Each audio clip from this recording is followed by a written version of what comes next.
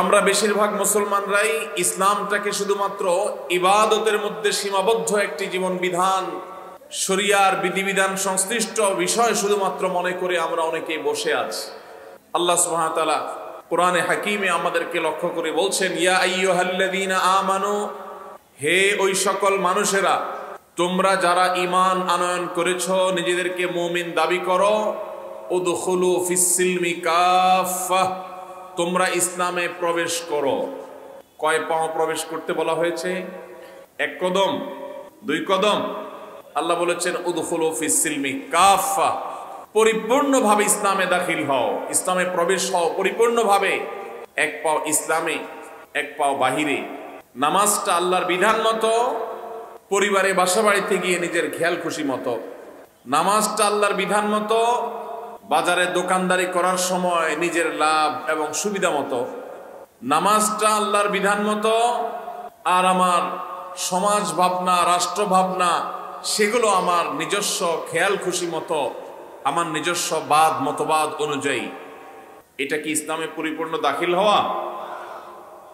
আল্লাহ রাব্বুল আলামিন ইসলামের পূর্ণাঙ্গতা, ইসলামের বিশালতা, ইসলামের সর্বব্যাপিতা, ইসলামের এই যে বিশাল জগৎ, এই পরিপূর্ণ ইসলামের ধারণাকে আমাদের সবাইকে ধারণ করার তৌফিক দান করুন। প্রিয় ভাইরা আমার, আমরা যখন ইসলামের ব্যাপকতা নিয়ে কথা বলছি, ইসলাম ইবাদত প্রধান দিন হলেও শুধুই ইবাদত সর্বস্ব দিন বা ধর্ম নয়, এর বাইরেও ইসলামের যে বিশাল গণ্ডি আছে, এই গণ্ডি নিয়ে আমরা যখন আলাপ করছি, তখন আমাদেরই অনেক ভাই, আমাদেরই অনেক বোন আছেন যারা ইসলামের একেবারে বেসিক বিষয়গুলো, ইসলামের মৌলিক বিষয়গুলো পর্যন্ত তারা ধারণ করেন না, তারা বুঝেন না, তারা রপ্ত করেন না, অথচ তারাও কিন্তু আদমশুমারিতে মুসলমান, তারাও নিজেদেরকে মুসলমান মনে করছেন।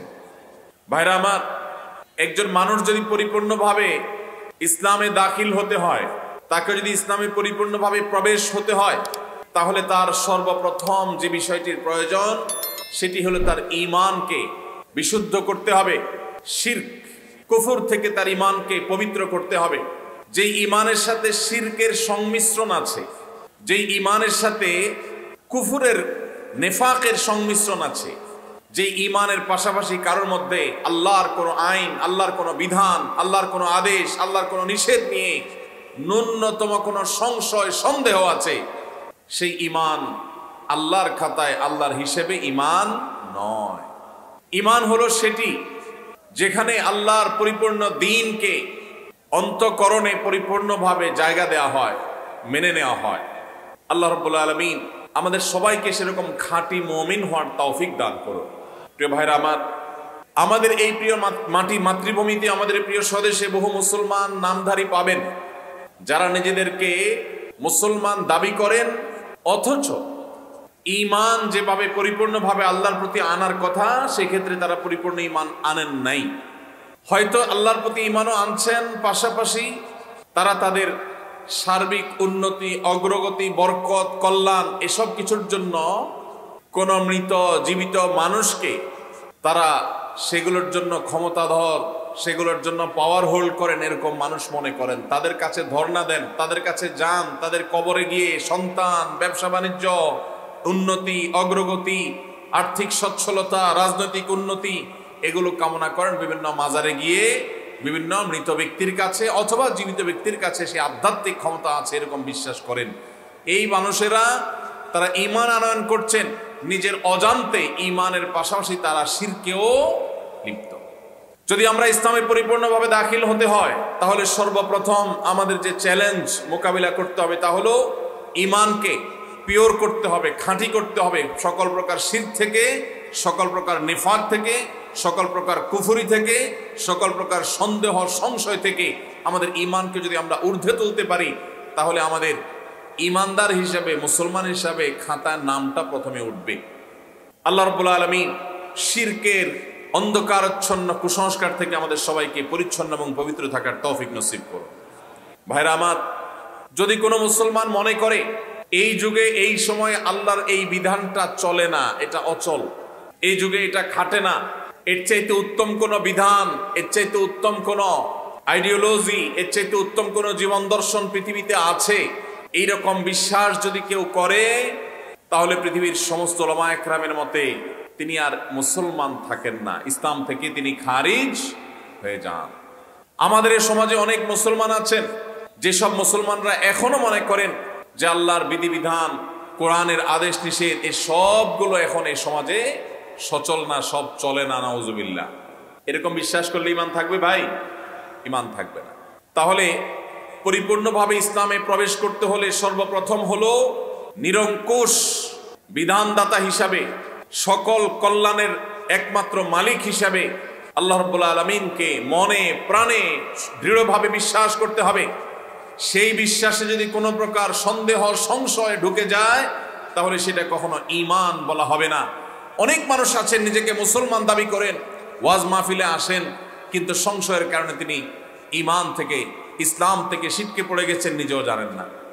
তাহলে ভাইরা আমার, আমাদের ঈমানকে শিরিক মিশ্রিত ঈমান করা যাবে না। ঈমানকে পিওর করতে হবে, খাঁটি করতে হবে, খালেস করতে হবে, আল্লাহর জন্য নিরঙ্কুশ করতে হবে। আমরা বিশ্বাস করি আমাদের আল্লাহ রাব্বুল আলামিনের যে গুণবাচক নাম আছে, এসব নামগুলো আল্লাহ রাব্বুল আলামিনের জন্যই একমাত্র খাস, তার জন্যই সীমাবদ্ধ।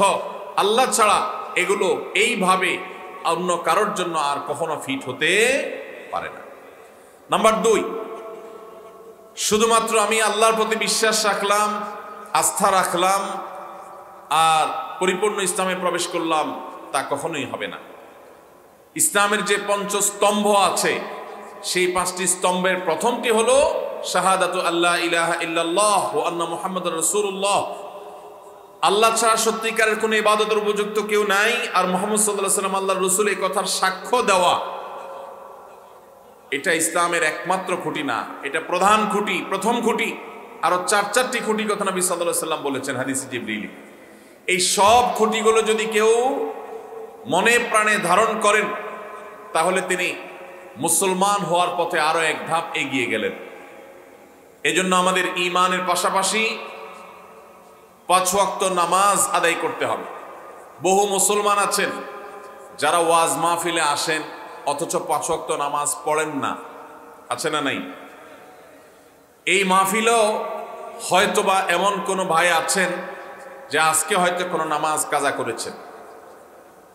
আমরা অনেকে জানি না, নামাজ ইচ্ছাকৃত যদি কেউ ত্যাগ করে, নামাজ যদি কেউ পরিহার করে, নামাজ যদি কেউ না পড়ে, তাহলে সে নিজেকে মুসলমান দাবি করবার নৈতিক কোনো অধিকার তার আর থাকে না। খলিফাতুল মুসলিমিন ওমর আল খাত্তাব রাদিয়াল্লাহু তাআলা আনহু বলেছেন, লা হাজ্জা ফিল ইসলাম লিমান তারাকাস সালাহ। যে ব্যক্তি নামাজ ত্যাগ করে, যে ব্যক্তি নামাজ পড়ে না, ইসলামে তার কোনো হিস্সা, কোনো অংশ, কোনো ভাগ তার থাকতে পারে না। এজন্য ভাইরা, নামাজ না পড়ে নিজেকে মুসলমান দাবি করার মানুষ আমাদের দেশে বহু আছে। অনেকে মনে করেন নামাজ না পড়লে কি হয়েছে, আমার ঈমান আছে। এই কথা হলো অনেকটা মামুর ভাইয়ের আবদারের মতো। নামাজ না পড়লে আবার ঈমান কিভাবে থাকে? আল্লাহ রাব্বুল আলামিন আমাদের সবাইকে পরিপূর্ণভাবে ইসলামে দাখিল হওয়ার তৌফিক দান করুন। যে মুসলমান 5 ওয়াক্ত নামাজ পড়বে, ইসলামে দাখিল হওয়ার পথে অনেক দূর তিনি অগ্রসর হয়ে যাবেন। 5 ওয়াক্ত নামাজ পুরুষরা জামাতের সাথে, মা বোনরা বাসা বাড়িতে সময় হওয়ার পর সুন্দরভাবে ধীরস্থিরতার সাথে, খুশুখুজুর সাথে যদি আদায় করেন, তাহলে তিনি খাঁটি মুসলমান। ওই যে আল্লাহ আহ্বান করেছেন, আল্লাহ আদেশ করেছেন, ইয়া আইয়ুহাল্লাযীনা আমানু দুখুলু ফিস সিলমি কাফা, পরিপূর্ণভাবে ইসলামে দাখিল হও। ইসলামে পরিপূর্ণ প্রবেশ হওয়া করার, ইসলামে পরিপূর্ণভাবে দাখিল হওয়ার ক্ষেত্রে তিনি অনেক বড় একটা ধাপ এগিয়ে গেলেন। ভাইরা আমার, যার নামাজ যত সুন্দর হবে আল্লাহর কাছে তিনি তত ভালো মুসলমান, আর যার নামাজে যত ভেজাল হবে আল্লাহর কাছে তিনি তত ত্রুটিপূর্ণ মুসলমান। নবী সাল্লাল্লাহু আলাইহি ওয়াসাল্লাম বলেছেন, আউয়ালু মা ইউহাসাবু বিহিল আবদু ইয়াউমাল কিয়ামাতি আস-সালাহ। কিয়ামতের দিন সর্বপ্রথম হিসাব নেওয়া হবে কিসের ভাই? নামাজের। ইবাদতের মধ্যে নামাজের হিসাব নেওয়া হবে সবকিছুর আগে, আর বান্দাদের পারস্পরিক হক এবং অধিকারের মধ্যে সবকিছুর আগে হিসাব নেওয়া হবে মানুষ হত্যা। আমাদের দেশে সামান্য একটু রাজনৈতিক স্বার্থের খাতিরে, সামান্য একটু ক্ষমতা থাকার প্রয়োজনে, একটু টাকা পয়সার লোভে, সামান্য একটু রেষারেষির কারণে মানুষ মানুষকে খুন করতে দ্বিধা করে না। আমরা দেখেছি নিজেদেরকে মুসলমান দাবি করে, তাহাজ্জুদ গুজার দাবি করেও অসংখ্য অগণিত মানুষকে অবলীলায় খুন করেছে। কিয়ামতের ময়দানে মানুষের অধিকারের মধ্যে অর্থকড়ির বিচার, লেনদেন সংক্রান্ত যে বিচার, অর্থ আত্মসাতের বিচার, এই সবগুলোর আগে আল্লাহ রাব্বুল আলামিন প্রথম বিচার করবেন হলো খুনের বিচার। দুনিয়াতে যে খুনের শিকার হবে তার পরিবার যদি দুনিয়াতে বিচার নাও পায়, খুনির ক্ষমতার কারণে যদি নিহত ব্যক্তির পরিবাররা অসহায় থাকে, কিয়ামতের ময়দানে এই খুনির বিচার আল্লাহ রাব্বুল আলামিন অবশ্যই করবেন। সেজন্য একজন ইমানদার, তার আসলে হারাবার কিছু নাই, ইমানদারের লস হওয়ার কিছু নেই। আমরা যখন আল্লাহ রাব্বুল আলামিনের কাছে ভালো মুসলমান হওয়ার দৌড়ে এগিয়ে যেতে চাইব, তখন আমাদের ঈমানকে খাঁটি করা, আল্লাহর সঙ্গে কাউকে শরীক করা, কোনো পীর, কোনো ব্যক্তি, কোনো মতবাদ, কোনো ইজম, কোনো বড় নেতা, কোনো আদর্শিক ব্যক্তি, কাউকে আল্লাহ রাব্বুল আলামিনের সমকক্ষ মনে করা, আল্লাহর নাউজুবিল্লাহ বিধানের বিকল্প মনে করা, অথবা কল্যাণ ও কল্যাণের মালিক মনে করা, দুনিয়া এবং আখিরাত তার কাছে আছে এবং তার কাছে সেগুলোর ক্ষমতা, সুপ্ত শক্তি আছে মনে করা, এই সবগুলো ঈমানের সাথে অসঙ্গতিপূর্ণ বিষয়। আমাদের ঈমানকে যদি আমরা খাঁটি করতে পারি, নামাজকে যদি আমরা 5 ওয়াক্ত ঠিকঠাক মতো সুন্দর মতো আদায় করতে পারি, তাহলে ইসলামে পরিপূর্ণভাবে প্রবেশ হওয়ার ক্ষেত্রে আমরা আরো এক ধাপ এগিয়ে গেলাম। আল্লাহ আমাদের সবার নামাজগুলোকে সুন্দর করার তৌফিক দান করো। যেই মুসলমান নামাজের ব্যাপারে যত সিরিয়াস, যেই মুসলমানের নামাজ যত সুন্দর, তিনি আল্লাহর কাছে তত বড় মুত্তাকি, তত বড় পরহেজগার, তত নেককার, তত ভালো মুসলমান। আজ আমাদের নামাজ ত্রুটিপূর্ণ হওয়ার কারণে এই নামাজ আমাদের মধ্যে সে এফেক্ট, সে প্রভাব ফেলছে না। আল্লাহ বলেছেন, ইন্নাস সালাতা তানহা আনিল ফাহশাই ওয়াল মুনকার, নিশ্চয় নামাজ মানুষকে অশ্লীলতা, অন্যায়, অপরাধ, এই সমস্ত ক্রিয়াকলাপ থেকে বিরত রাখে। আমরা দেখি আমাদের সমাজে মানুষ নামাজও পড়ে আবার 2 নম্বর কাজও করে, নামাজে পড়ে আবার মিথ্যা কথাও বলে, নামাজও পড়ে আবার আরেকজনের জমির আইলও ঠেলে, আছে না নাই? এই প্রকার নামাজীদের নামাজ ত্রুটিপূর্ণ হচ্ছে, তার এই ক্রিয়াকর্ম প্রমাণ করছে সে যথাযথভাবে নামাজ আদায় করছে না। যে ব্যক্তি সঠিকভাবে নামাজ আদায় করবে, আল্লাহ রাব্বুল আলামিনের স্মরণ যার নামাজে থাকবে, আল্লাহ বলেছেন আকিমিস সালাতা লিযিকরি, আমার স্মরণ করার জন্য, আমার স্মরণার্থে নামাজ আদায় করো। সেই নামাজ যদি কারোর মধ্যে থাকে, তো সেই নামাজ তাকে অবশ্যই অশ্লীল, মন্দ এবং খারাপ ক্রিয়াকর্ম থেকে বিরত রাখবে। আল্লাহ রাব্বুল আলামিন আমাদের সবাইকে সেরকম জীবন্ত প্রভাবশালী নামাজ আদায়কারী নামাজি হওয়ার তৌফিক দান করুন। ভাইরা আমার, পরিপূর্ণভাবে ইসলামে দাখিল হওয়ার ক্ষেত্রে আমাদের তৃতীয় ধাপে যে কাজ করতে হবে সেটি হলো সকল প্রকার বান্দার হক আমাদেরকে আদায় করতে হবে। আল্লাহ রাব্বুল আলামিন আমাদেরকে তার যে আদেশ নিষেধগুলো আমাদেরকে মেনে চলতে বলেছেন, এর মধ্যে বেশ কিছু বিষয় আল্লাহ রেখেছেন যেগুলো মানবাধিকার সংশ্লিষ্ট, মানুষের অধিকার সংশ্লিষ্ট। শুধু মানুষ নয়, অন্যান্য প্রাণীকুল, অন্যান্য সৃষ্টি, এমনকি পোকামাকড়, এমনকি বৃক্ষ, তরুলতা, এই সবগুলোর অধিকার আল্লাহ তাআলা আমাদের উপর রেখেছেন। আমাদের কর্তব্য আছে নিজের প্রতি, নিজের পরিবারের সদস্যদের প্রতি, মুসলমানদের প্রতি, প্রতিবেশীদের প্রতি, এমনকি অমুসলমানদের প্রতি, মানুষ তো বটে, এমনকি পশু পাখির প্রতি, কীট পতঙ্গের প্রতি, এমনকি নিষ্প্রাণ আল্লাহর যেসব সৃষ্টি আছে সেগুলোর প্রতি, সবকিছুর প্রতি আমাদের দায়বদ্ধতা আছে, আমাদের জবাবদিহিতা আছে। আপনি নামাজ ভালো পড়লেন, মুসলমান হিসেবে আপনি ভালো হওয়ার চেষ্টা করলেন, ঈমানটাকেও খাঁটি করলেন, কিন্তু আপনি মানুষের অধিকার নষ্ট করলেন, মানুষের হক নষ্ট করলেন, মানুষকে কষ্ট দিলেন, মানুষ প্রতি জুলুম করলেন, মানুষের হক মেরে খাইলেন, মানুষের টাকা মেরে দিলেন, আপনি ব্যবসা করতে গিয়ে 2 নম্বরই কাজ করলেন, ক্রেতা হয়ে যখন গিয়েছেন তখনও আপনি খারাপ কাজ করেছেন, আপনি কখনো আল্লাহর খাতায় ভালো মুসলমান হতে পারবেন না। ভাইরা আমার, পরিপূর্ণভাবে ইসলামে দাখিল হওয়ার জন্য শুধুমাত্র 5 ওয়াক্ত নামাজ পড়লেই চলবে? নামাজ পড়ার পাশাপাশি আমাদেরকে ভালো মানুষ হতে হবে। কোনো মানুষের কোনো অধিকার নষ্ট করা যাবে না। আল্লাহ রাব্বুল আলামিন আমাদেরকে সেই কর্তব্য আদায় করতে বারবার সতর্ক করেছেন। প্রিয় নবী সাল্লাল্লাহু আলাইহি সাল্লাম বলেছেন, ইন্নালি জাসাদিকা আলাইকা হাক্কা। অন্য মানুষ তো বটেই, এমনকি তোমার নিজের শরীরের, তোমার নিজের দেহেরও তোমার কাছে অধিকার আছে, পাওনা আছে, দেহের প্রতিও কর্তব্য আছে। কোনো কারণ ছাড়া তুমি তোমার নিজেকেও যদি কষ্ট দাও, নিজের প্রতিও যদি জুলুম করো, তাহলে তার জন্য আল্লাহর কাছে জবাবদিহি করতে হবে। কেন ইসলাম আত্মহত্যাকে হারাম করেছে?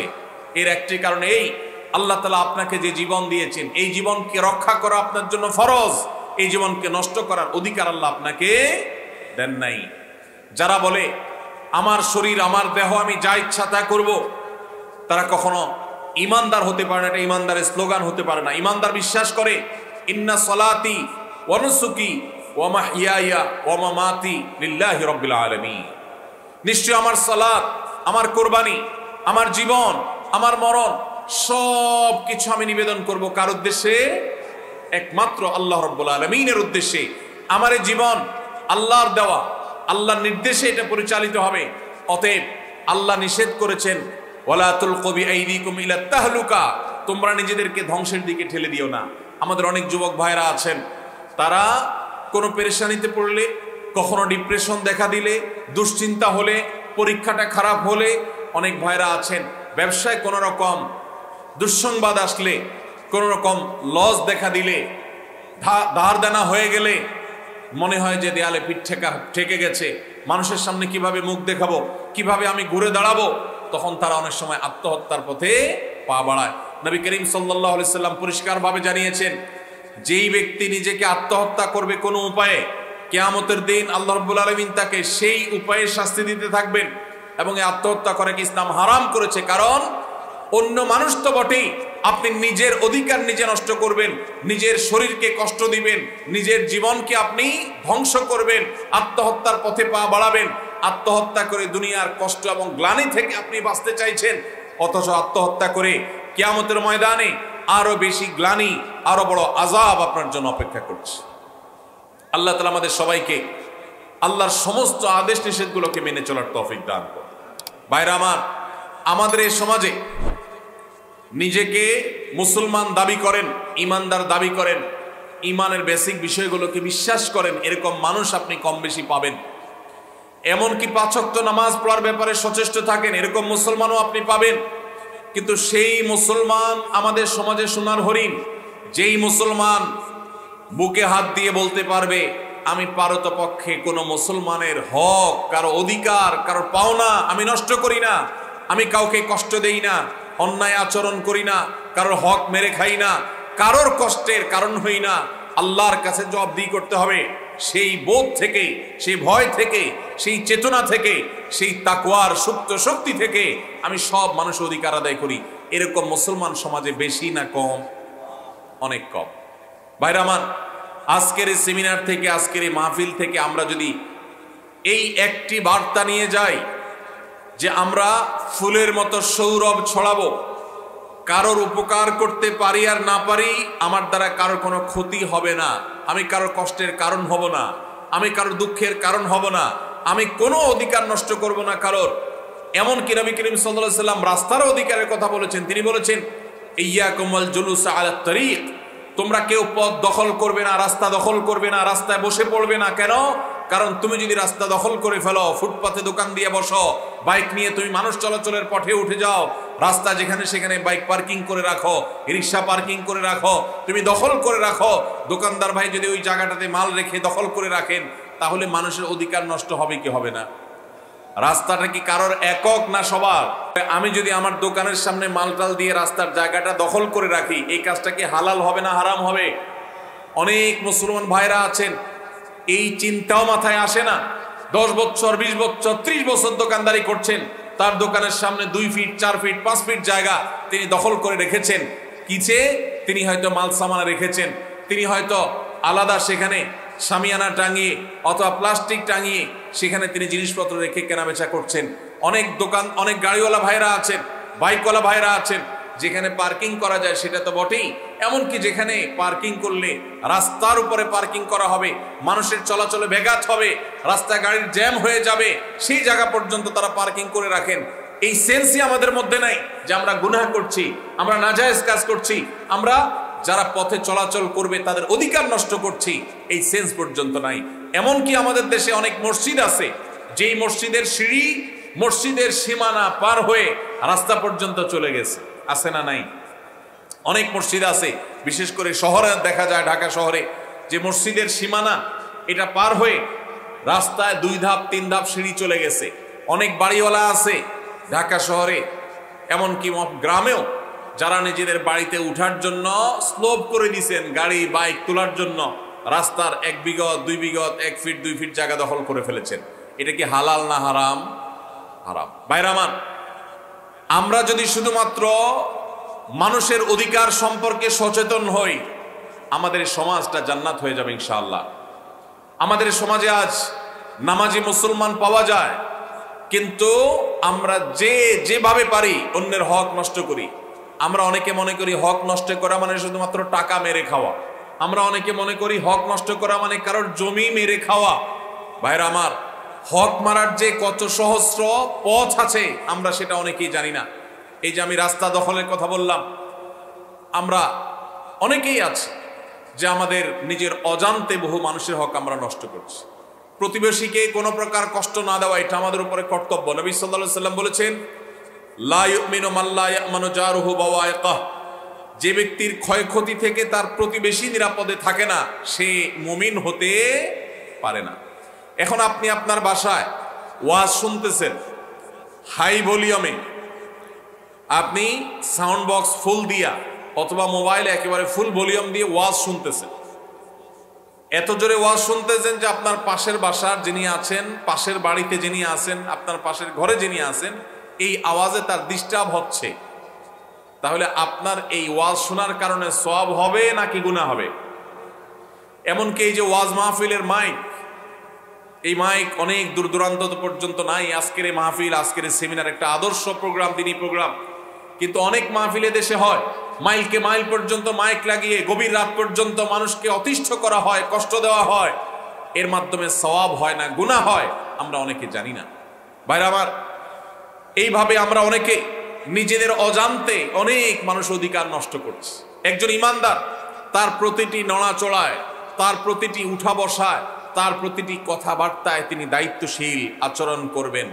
আমাদের প্রিয় নবী সাল্লাল্লাহু আলাইহি ওয়াসাল্লামের মসজিদে নববীতে একবার একজন ব্যক্তি, এক সাহাবী, তিনি কোরআনের তেলাওয়াত করছিলেন একটু উচ্চ স্বরে। নবীজি সাল্লাল্লাহু আলাইহি ওয়াসাল্লাম তখন তাকে বললেন, তুমি কোরআন তেলাওয়াত করে যে আল্লাহকে শোনাতে চাচ্ছ, সেই আল্লাহ তাআলা বধির না, তিনি আস্তে পড়লেও শুনেন, তুমি কেন জোরে পড়ছো? আরেকজনের ডিস্টার্ব হচ্ছে। আমরা অনেকে চিৎকার চেঁচামেচি করি, জোরে জোরে কথা বলি, প্রয়োজন ছাড়া আমাদের আশপাশে মানুষকে অতিষ্ঠ করি। এই কাজগুলোর মাধ্যমে আমরা মানুষের অধিকার নষ্ট করি। ভাইরা আমার, এইখানেও আমি জানি অনেক মানুষ আছেন যারা তার বাবা মারা গেছেন, মা মারা গেছেন, বাবা মায়ের সম্পদে ভাই বোনদের সবার যতটুকু অধিকার আছে পাই পাই করে হিসেব করে দেন নাই। এরকম অনেক লোক এখানে আছেন না নাই? ভাইরা আমার, আপনি নামাজ পড়তে পড়তে কপালে দাগ ফেলে দিয়েছেন, আপনার দাড়িটা লম্বা হইতে হইতে সাদা হয়ে গেছে, কিন্তু আপনার বাবার সম্পদে আপনার বোনের যে হক আছে সেটা আপনি দেন নাই। আপনি কি ভালো মুসলমান হইতে পারবেন? দুনিয়াতে হয়তো আপনার বোন কিচ্ছু বলবে না, চক্ষু লজ্জার খাতিরে, সামাজিকতার ভয়ে। মনে রাখবেন, কিয়ামতের ময়দানে আপনার ঈমান আমল নিয়ে, আপনার ওয়াজ মাহফিল শোনা নিয়ে, আপনার তাসবিহ তেলাওয়াত নিয়ে যখন জান্নাতে যাওয়ার জন্য প্রস্তুতি নেবেন, তখন আপনার ওই বোন হাজির হয়ে আল্লাহকে বলবে, আল্লাহ, জীবনে আমার বাবার সম্পদে আমার প্রাপ্য অধিকার আমার এই ভাই বুঝায় দেয় নাই, গড়িমসি করেছে, ছল ছাতুরি করেছে, বলতে পারি নাই, আজ আমি তার বিচার চাই। এই বিচারের দিনে যদি মুক্তি পাইতে চান, তাহলে সবাই সবার বোনের অধিকার, ভাইয়ের অধিকার, প্রতিবেশীর অধিকার সব পাই পাই করে বুঝে দিতে হবে। আল্লাহ আমাদের সবাইকে তৌফিক দান করুন। ভাইরা আমার, একজন মুসলমান তাকে এমন ভাবে চলতে হবে যে আল মুসলিমান সালিম আল মুসলিমুনা মিন লিসানি ওয়া ইয়াদি, তার হাত এবং মুখ দ্বারা সবাই নিরাপদে থাকবে। পরিপূর্ণভাবে ইসলামে প্রবেশ করতে হলে শুধু নামাজ রোজা হজ যাকাত আদায় করলেই হবে না, এগুলো ইসলামের স্তম্ভ, ইসলামের প্রধান প্রধান কাজ, সন্দেহ নেই।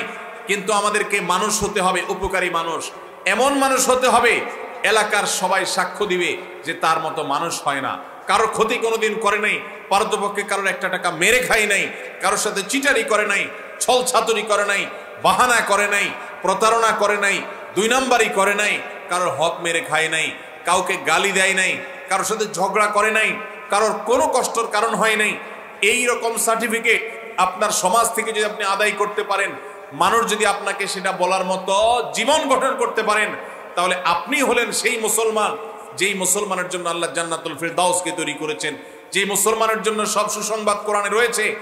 সেই মুসলমান হতে হলে আমাদেরকে অধিকার সচেতন হতে হবে। আল্লাহ আমাদের সবাইকে মানুষের অধিকার সম্পর্কে সচেতন হওয়ার তৌফিক দান করুন। ভাইরা আমার, আমি আবারও বলি, আমাদের এই সমাজে মানুষের অধিকার সম্পর্কে সচেতন মানুষ আপনি খুব বেশি দেখতে পাবেন। আমাদের জন্য আজকে এটা লজ্জার কারণ যে আজ আমাদেরকে মানবাধিকার শিখতে হয় অমুসলিমদের কাছ থেকে। আমরা মুসলমান, মুহাম্মদ সাল্লাল্লাহু আলাইহি সাল্লামের সন্তান। মুহাম্মদ সাল্লাল্লাহু আলাইহি সাল্লাম পৃথিবীকে যখন মানবাধিকার শিখিয়েছেন, আজকের মানবাধিকারের ধ্বজাধারীরা, আজকের মানবাধিকারের স্লোগানধারীদের জন্ম তখন হয় নাই। 1450 বছর আগে নবী করিম সাল্লাল্লাহু আলাইহি সাল্লাম আমাদেরকে এমন জীবন গঠন করতে শিখিয়েছেন যে এক ব্যক্তিকে তিনি দেখেছেন পিপিলিকা পিঁপড়াকে আগুনে পুড়িয়ে হত্যা করছেন।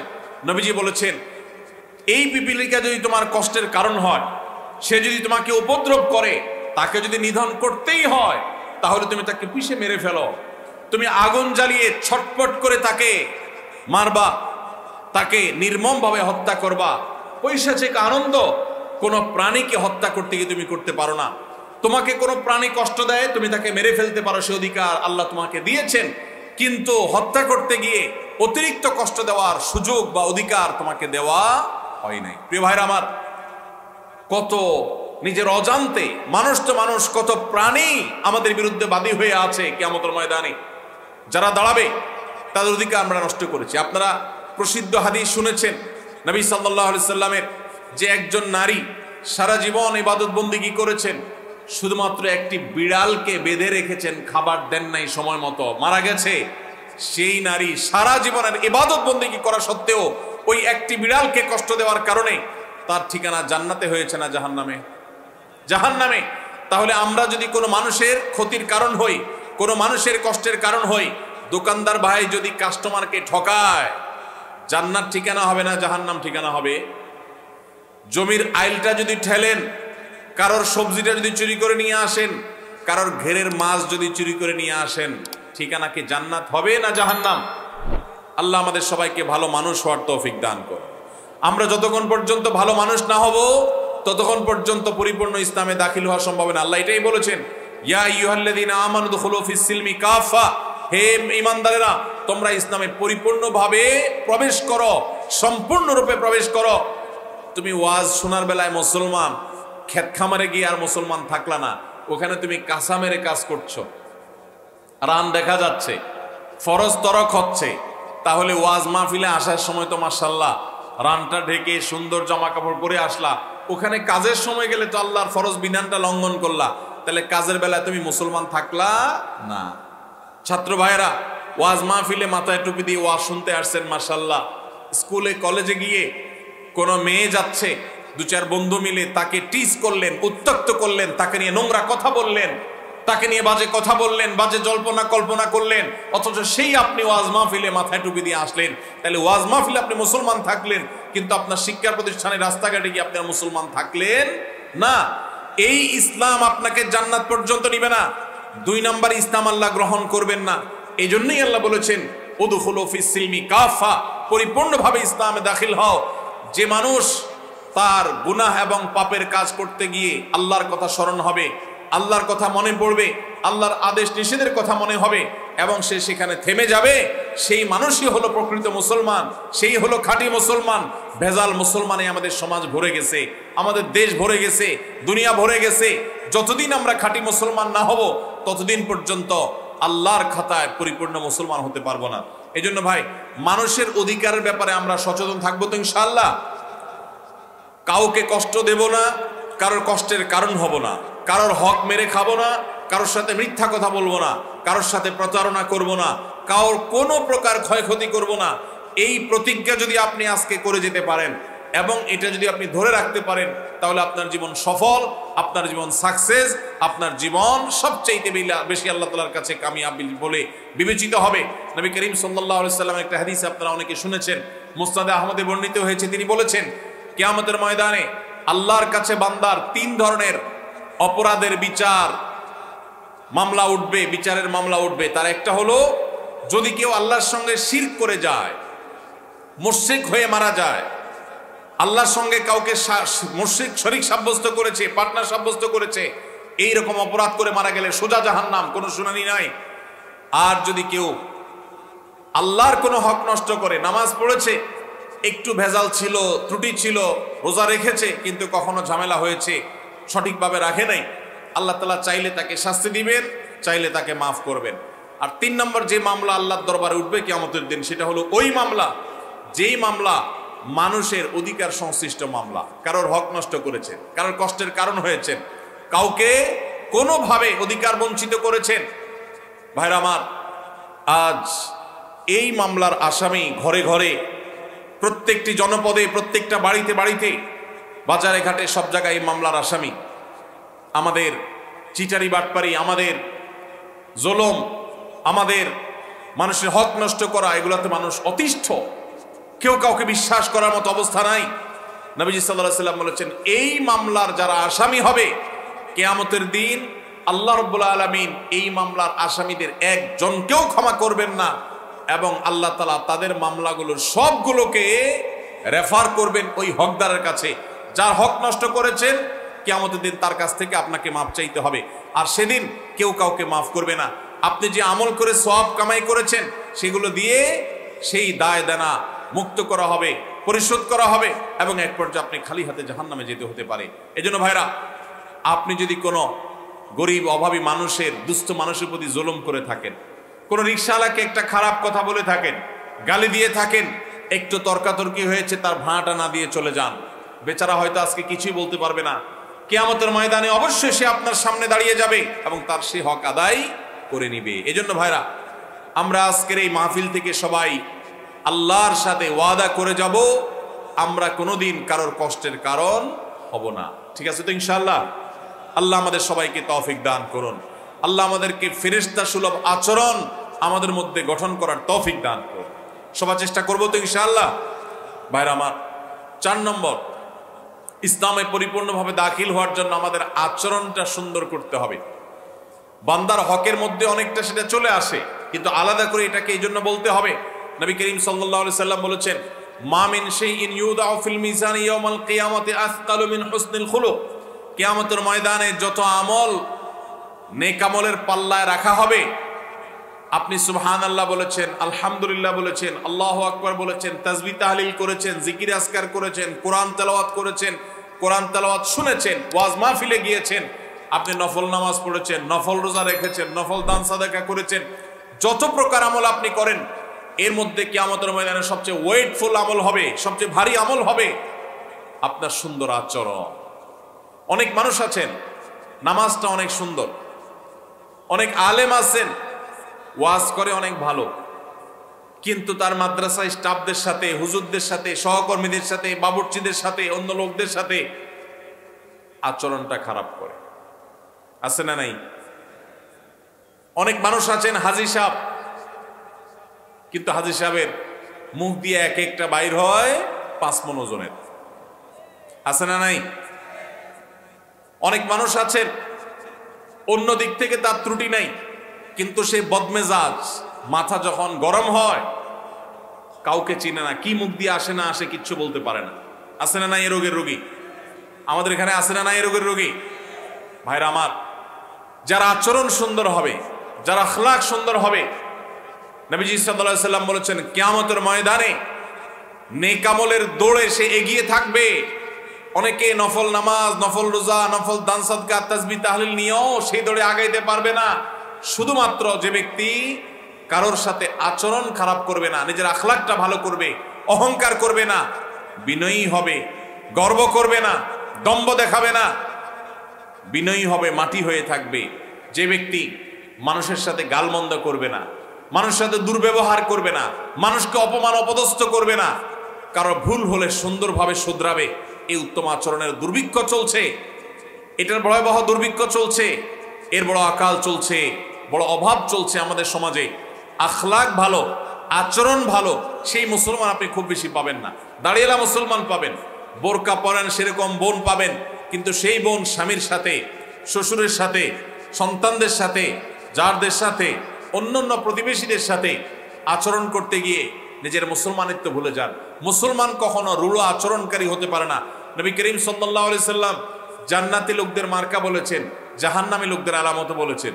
তিনি বলেছেন জান্নাতি লোকদের মার্কা হলো প্রত্যেক সেই লোক, যে লোকটা বিনয়ী থাকে, যে লোকটা নিরহংকার থাকে, যে লোকটা নিরীহ থাকে, আর যে খুব দম্ভ করে, উতুল্লিন জাওয়াজিন মুস্তাকবির, যে ব্যক্তি গোয়ার কিসিমের হয়, সবাইকে দমায়া রাখে, কাউকে সাইড দেয় না, অহংকার করে, তার দাপটের চোটে কেউ টিকতে পারে না। নবী করিম সাল্লাল্লাহু আলাইহি সাল্লামের হাদিস বলছে এটা জাহান্নামী হওয়ার লক্ষণ। আল্লাহ তাআলা আমাদের সবাইকে এই দুরাচরণ থেকেও বেঁচে থাকার তৌফিক দান করুন। ভাইরা আমার, পরিপূর্ণভাবে মুসলমান হইতে রাজি আছে তো ইনশাআল্লাহ? তাহলে আমাদের আখলাক, আচরণটা সুন্দর করতে হবে। আজ থেকে আমরা প্রতিজ্ঞা করে যাব, আমরা কারোর সাথে আচরণ খারাপ করব না। নিজের ঘরের বউয়ের সাথে যদি আচরণ খারাপ করেন, বাহিরে যত নামাজ কালাম পড়েন, যত হুজুর সাজেন, যত মাহফিল শুনেন, 2 পয়সার কোনো লাভ নাই।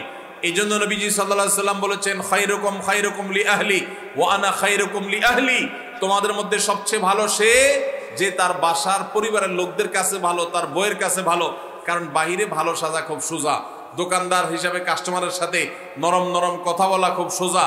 আপনার আসল রূপ, আসল চেহারা, আসল ব্যবহার দুনিয়ার আর কেউ জানুক আর না জানুক, আপনার বউ, আপনার মা, আপনার বোন, বাসার লোকজন তারা ঠিকই জানে। এই জন্য আপনার বাসার লোকজন আপনাকে ভালো বলে না খারাপ বলে, এটা আপনাকে আগে জানতে হবে। এখন মুশকিল হলো ব্যবহার এত খারাপ যে বউ খারাপ বলবে যে ওই সাহসও বউয়ের নেই। ঠিক না বে ঠিক? যদি আপনার স্ত্রী আপনাকে ভালো মানুষ হিসাবে স্বীকৃতি দেয় আপনার অগোচরে, আপনি জানেন যে আপনার স্ত্রী বলে যে ওনার ব্যবহার সবচেয়ে ভালো, মধুর, মুগ্ধ, কখনো আমাকে কষ্ট দিয়া কথা বলে না, বাপের বাড়ির খোঁটা দেয় না। অনেক মানুষ আছে নামাজ কালাম পড়ে, বউরে বাপের বাড়ির খোঁটা দেয়, আছে না নাই? তোমার বাপ তো তোমাকে দেখতে আসলো না, কই তোমার ভাইরা তো একবারও আসলো না। এই কথা অনেক পুরুষ বলে কি বলে না? এই পুরুষ হলো আল্লাহর জমিনে সবচেয়ে বড় ছোট লোকদের একজন। কেন ছোট লোক? কোন মেয়ে সে নিজের বাপের বাড়ির সব কিছুকে ফেলে রেখে আপনার সংসারে চলে আসছে, এই বেচারি এখন এখানে অনেকটা অসহায়ের মতো, তার এখানে আপন বলতে কেউ নেই। এই অবস্থায় তার বাবা যদি তাকে দেখতে না আসে, তার ভাই বোনরা যদি তার খোঁজ খবর না নেয়, তাহলে তার মনটা কি ভালো থাকে না খারাপ থাকে? কথা বলেন, ভালো থাকে না খারাপ থাকে? কোন মহিলা তার বাপের বাড়ি থেকে তার খোঁজ খবর যদি না নেয়, স্বামীর বাড়িতে তার খোঁজ খবর যদি বাপের বাড়ির লোকজন না নেয়, তার মনটা কি ভালো থাকে না খারাপ থাকে? খারাপ থাকে, তার কষ্ট লাগে। এখন আপনি স্বামী হয়ে যদি আপনি তারে খোঁচান, আরো যদি কষ্ট দেন যে তোমার বাপ কেমন মানুষ যে তোমার খবর নিল না, তুমি অসুস্থ হয়েছো, কই তোমার ভাইরা তো একটু ফোনও করলো না, একটু আসলোও না, তাহলে তার কষ্টটা কি বাড়বে না কমবে? বাড়বে। তাহলে তার কষ্ট বাড়াইলে আপনার কি লাভ? আপনার কোনো লাভ আছে?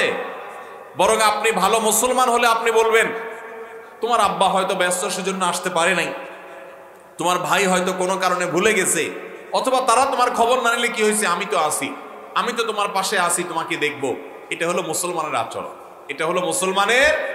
আর ওই যে খোঁচা দিয়া কথা বলা, ওইটা হলো অমুসলিমের আচরণ, সেটা কোনো মুসলমানের আচরণ হতে পারে না।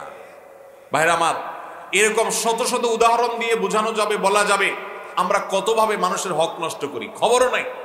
এই যে খোঁচাখুচিগুলি করছি, গ্রামে অনেক মহিলা আছেন কোনো কারণ ছাড়া আরেক মহিলাকে খোঁচা, বৌমা তোমার বাপ এখনো আসে নাই, তোমার বাবার বাড়ির থেকে কিচ্ছু দেয় নাই, এমনিতেই কিছু দেয় নাই বা খবর নেয় নাই, এমনি তার মনটা খারাপ। আরো যখন এই কথা বলবে, সেই মনটা তো আরো খারাপ হবে।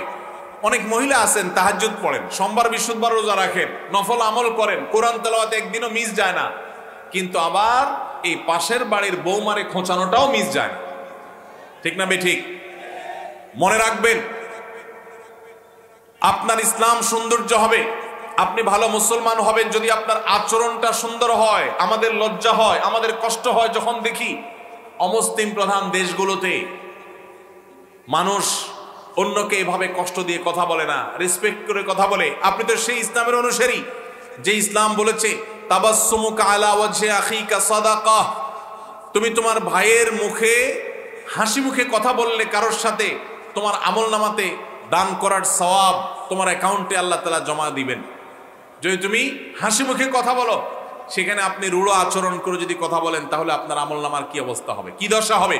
কয়জন মানুষ আছে আমরা আজকে জাপানিজদেরকে, জার্মানিদেরকে, ইউরোপিয়ানদেরকে, আমেরিকানদেরকে দেখি, তারা একজন আরেকজনের সাথে কথা বললে হাসি মুখ ছাড়া কথা বলে না, মুচকি হাসি ছাড়া কথা বলে না, জোরে জোরে কথা বলে না, যাতে কারোর কোনো কষ্ট না হয় সেজন্য। আর আমাদের যুবক ভাইরা অনেকে আছেন গ্রামে গানের আওয়াজের চোটে পুরা এলাকার মাটি সহ কাঁপে।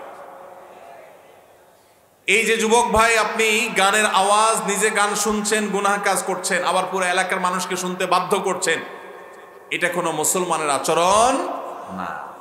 আপনার হাত এবং মুখ দ্বারা কেউ কষ্ট পেতে পারে না। আল্লাহ আমাদের সবার আখলাকগুলোকে সুন্দর করে দিন।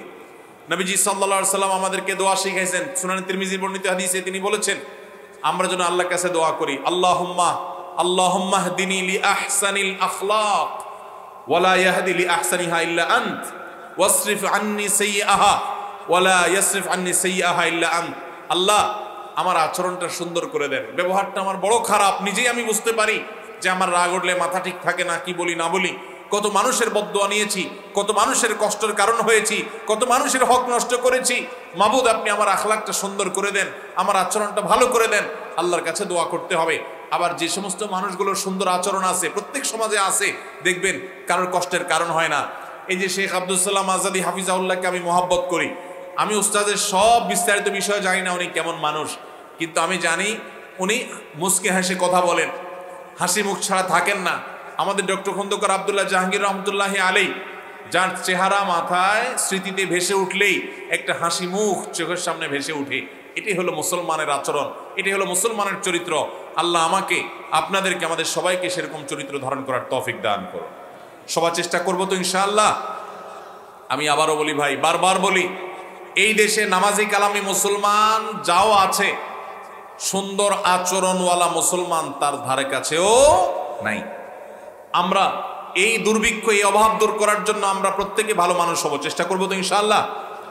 আপনাদেরকে একটি বিষয় শেয়ার করি। অনেক বছর আগে আমি হাদিসের যে অনলাইন লাইব্রেরি, সেখানে সার্চ দিয়ে দেখেছিলাম নবী সাল্লাল্লাহু আলাইহি ওয়াসাল্লাম যে সমস্ত হাদিসে বলেছেন, খায়রুকুম আও খায়রুন নাস, তোমাদের মধ্যে সবচেয়ে সেরা মানুষ, মুসলমানদের মধ্যে সবচেয়ে ভালো মুসলমান কারা, এই সংক্রান্ত এই শীর্ষক যত হাদিস আছে সেগুলোকে সার্চ দিয়ে বের করলাম। বের করার পরে দেখলাম আমার সার্চিংয়ে প্রায় 11টি আইটেম পেয়েছি। এই 11টি আইটেমের একটা আইটেম পেয়েছি, খায়রুকুম মান তাআল্লামাল কুরআনা ওয়া আল্লামা, তোমাদের মধ্যে, মুসলমানদের মধ্যে সবচেয়ে উত্তম তারা যারা মানুষকে কোরআন শিখায়, নিজে কোরআন শিখে এবং মানুষকে কোরআনের শিক্ষা দেয়, তারা হলো সবচেয়ে উত্তম। এই একটা বাদে বাকি 10টা যে হাদিস বা 10 প্রকারের যে হাদিস, সবগুলো হাদিসের নির্যাস একই, সেটা হলো নবীজি সাল্লাল্লাহু আলাইহি সাল্লাম সবচেয়ে ভালো মানুষ, সবচেয়ে ভালো মুসলমান, সবচেয়ে শ্রেষ্ঠ মানুষ, আল্লাহর কাছে সবচেয়ে সেরা মানুষ। এইভাবে যাদেরকে চিত্রায়িত করেছেন সে মানুষগুলো হলো, সবগুলো মানুষ হলো আখলাকের সৌন্দর্যের অধিকারী। যেমন তিনি বলেছেন, খায়রুকুম খায়রুকুম লিসাহিবিহি, তোমাদের মধ্যে সবচেয়ে ভালো মানুষ যে তার সঙ্গীদের কাছে ভালো। এটা আখলাক সম্পর্ক, আচরণ সংক্রান্ত বিষয়। অর্থাৎ আপনার বন্ধু বান্ধব, আপনার মহল যাদের মধ্যে উঠা বসা করেন, তারা যদি বলে ওর মতো মানুষ হয় না, ও আসলে খুব ভালো মানুষ, ও খুব নরম মানুষ, ও খুব ভদ্র মানুষ, ও কাউকে কষ্ট দেয় না, কাউকে জ্বালায় না, কাউকে উত্ত্যক্ত করে না, খারাপ কাজ করে না, এই সাক্ষ্যটা যদি আপনার সার্কেল, আপনার সোসাইটি, আপনার বন্ধু মহল, আপনার আশপাশের লোকজন, আপনি যাদের মধ্যে থাকেন তারা যদি বলে, তো আরশে আজিমের মালিকের কাছেও আপনি ভালো। ভাইরা আমার, নবীজি সাল্লাল্লাহু আলাইহি সাল্লাম বলেছেন, খায়রুকুম আহসানুকুম আহসানুকুম কাদাআ, তোমাদের মধ্যে সবচেয়ে ভালো মানুষকে যে ঋণ নেওয়ার পর, দোকান থেকে বাকি নেওয়ার পর পরিশোধ করার ক্ষেত্রে ভালো মানুষের পরিচয় দেয়। বহু লোক দেখবেন এক দোকান থেকে বাকি নিয়া ওই দোকানের সামনে দিয়ে আর হাঁটে না, না নাই, অন্য দোকান থেকে নগদে কিনে খায়, ওই যে দোকান থেকে বাকি কিনছে ওই দোকানদারকে চিনেও না। একবার কারোর কাছ থেকে হাওলাত নিয়ে আটকাইতে পারলে আর সেই টাকা দেওয়ার কোনো নামগন্ধ আছে না নাই? এরকম মানুষ ভাইরা আমার, তাহলে ভালো মানুষ হতে হলে, ভালো মুসলমান হতে হলে আমাদের আচরণ, আমাদের কাজকর্ম, লেনদেন এগুলোকে সুন্দর করার কোনো বিকল্প পথ আমাদের সামনে খোলা নাই। আল্লাহর কাছে দোয়া করি, ফরিয়াদ করি, আল্লাহ আমাকে আজকের এই মাহফিলে, এই বিশাল সেমিনারে যারা উপস্থিত হয়েছি, আল্লাহ আমাদের সবার আখলাকগুলোকে সুন্দর করে দেন। ভাইরা আমার, আমি ব্যক্তিগতভাবে আল্লাহর কাছে কাবায় তওয়াফ করতে গিয়ে অথবা হজের সময় দোয়া কবুলের জায়গাগুলোতে আল্লাহর কাছে আমি কয়েকটা জিনিস কমন সব সময় চাই। এর ভিতরে একটা জিনিস হলো, আমার কাছে যে মানুষগুলোকে খুব আখলাকি মানুষ মনে হয়, নাম ধরে ধরে আমি বলি, আল্লাহ অমুকের মতো উত্তম আখলাক, সুন্দর আচরণ আমাকে দিয়ে দেন। আল্লাহ আমার আচরণটা সুন্দর করে দেন। আল্লাহ আমার আচরণ থেকে যেন ফুলের সৌরভ ছড়ায়, আমার আচরণ থেকে যেন দুর্গন্ধ না ছড়ায়, আমি যেন কোনো মানুষের কষ্টের কারণ না হই, এমনকি শত্রু যদি আমার সাথে শত্রুতা করে তার প্রতিও যেন আমি সীমা ছাড়িয়ে না যাই, জুলুম না করি। আমি সেই নবীর অনুসারী যেই নবী কোনোদিন অমুসলিম কাফেরদের প্রতিও জুলুম করেন নাই, যারা তাকে কষ্ট দিয়েছে তাদেরকেও তিনি কষ্ট দেন নাই। আমরা সেই নবীর অনুসারী, অতএব তার মতো আখলাক, তার মতো আচরণ আজ আমাদের মধ্যে গঠন করতে হবে। চেষ্টা করা যাবে না ইনশাআল্লাহ? আল্লাহ আমাদের সবাইকে তৌফিক দান করুন।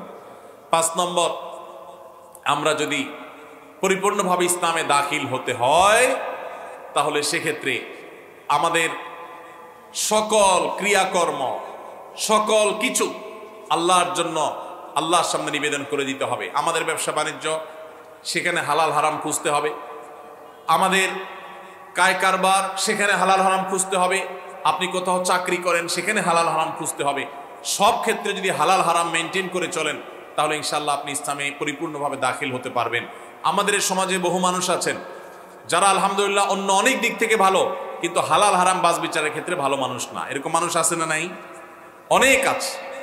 হালাল হারামের বাজ বিচার নাই।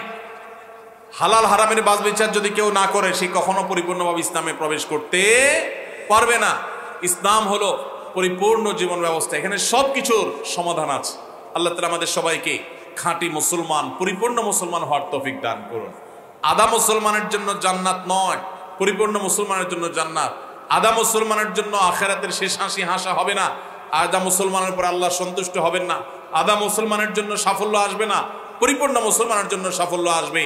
এই যে 5টি পয়েন্টের কথা আমি বললাম, এই 5টি পয়েন্টের অভাব অনেক হুজুরের মধ্যে আছে, অনেক আলেমের মধ্যে আছে, অনেক ইমাম সাহেবের মধ্যে আছে, অনেক মাদ্রাসার শিক্ষকের মধ্যেও আছে। আমরা কেউ একেবারে ফেরেশতা হয়ে যাই নাই। আমাদের এই সংগ্রাম করতে হবে যে আমাদের 5টা গুণ অর্জন করতে হবে। আমি আবারও বলছি, নাম্বার 1, আমাদের ঈমানটাকে সুন্দর করতে হবে, শুদ্ধ করতে হবে। ঈমানে কোনো ভেজাল রাখা চলবে না। শিরক এবং কুফর থেকে, নেফাক থেকে ঈমানকে পাক রাখতে হবে। নাম্বার 2, 5 ওয়াক্ত নামাজকে জীবনের সব কিছুর উপরে গুরুত্ব দিতে হবে। প্রাণ থাকতে কখনো নামাজ ছুটতেই পারে না মুসলমানের। নাম্বার 3, আমরা কখনো কোনো মানুষের অধিকার নষ্ট করতে পারি না। সকল মানুষের, সকল প্রাণীর অধিকার আদায় করতে হবে, কারোর হক নষ্ট করা যাবে না। আর নাম্বার 4, আমাদের আচরণটা সুন্দর হতে হবে, আখলাকটা ভালো হতে হবে। নাম্বার 5, আমার সকল উপায় উপার্জন সবকিছু 100% হালাল হতে হবে। হারামের লেশ যদি আসে তাহলে ওই যে নামাজ পড়লাম, আখলাক সুন্দর করলাম, কোনো কিছু লাভ হবে না, কারণ হারাম উপার্জনকারীর কোনো কিছু কোনো কাজে আসে না। এই 5টা গুণ অর্জন করার চেষ্টা করবো তো ইনশাআল্লাহ। আল্লাহ তাআলা আমাকে, আপনাকে, আমাদের সবাইকে পরিপূর্ণভাবে ইসলামে দাখিল হওয়ার তৌফিক দান করুন। আমাদের সবাইকে খাঁটি মুসলমান হওয়ার তৌফিক দান করুন। জাযাকুমুল্লাহু খায়রা ওয়া আখিরু দাওয়ানা আলহামদুলিল্লাহি রাব্বিল আলামিন।